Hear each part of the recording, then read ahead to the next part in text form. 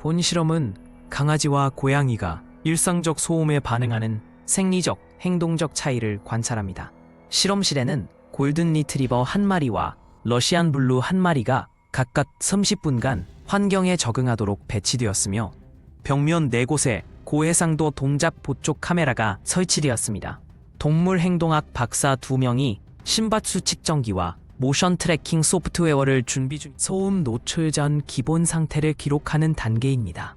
골든 리트리버는 평균 85bpm의 안정된 심박수를 보이며 꼬리를 살짝 흔들고 있고 러시안 블루는 창가에 앉아 주변을 탐색하며 110bpm의 심박수를 유지합니다. 적외선 카메라로 포착한 열화상 이미지에서 두 동물 모두 등 부분이 푸른색으로 표시되어 정상 체온임이 확인됩니다. 15데심의 진공청소기 소리를 15초간 재생했습니다. 강아지는 0.3초 만에 귀를 뒤로 접고 꼬리를 다리 사이에 넣는 반응을 보였으며 심박수가 142bpm으로 급증했습니다. 고양이는 등털을 곤두세우고 1.2m 높이의 캣타워로 도약했는데 이는 대보다 40% 빠른 반응 속도입니다. 소음계 모니터에는 14,000Hz의 고주파 성분이 포착되었습니다. 일상적인 2,500Hz 벨소리 테스트에서 패턴 변화가 나타났습니다. 강아지는 첫 3회 재생 시마다 귀를 움직였으나 4회째부터 반응이 70% 감소했습니다.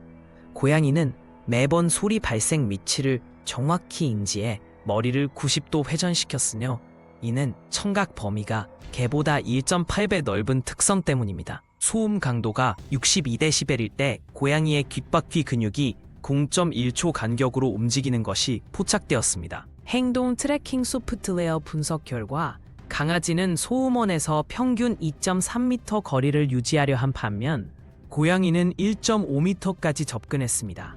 고양이의 발바닥 압력 센서 데이터에서 전방 체중 비율이 78%로 증가해 경계태세를 확인할 수 있었습니다. 개는 5회 실험 모두 동일한 구석으로 후퇴했는데 이는 안전지대를 확보하려는 본능적 행동으로 해석됩니다. 점증적 소음 테스트에서 임계점이 관찰되었습니다. 강아지는 63dB에서 갑자기 흔들리는 꼬리 운동이 멈추고 68dB 때 소변을 보았습니다. 고양이는 70dB에서 수직 도약 능력이 1.2m에서 1.8m로 50% 증가했으며 이는 위기 회피를 위한 신체적 잠재력 발현으로 분석됩니다. 소음 수준과 스트레스 호르몬의 상관계수가 R² 이꼴 0.89로 높게 나타났습니다. 실험 종료 후 15분간의 진정 단계에서 종별 차이가 두드러졌습니다.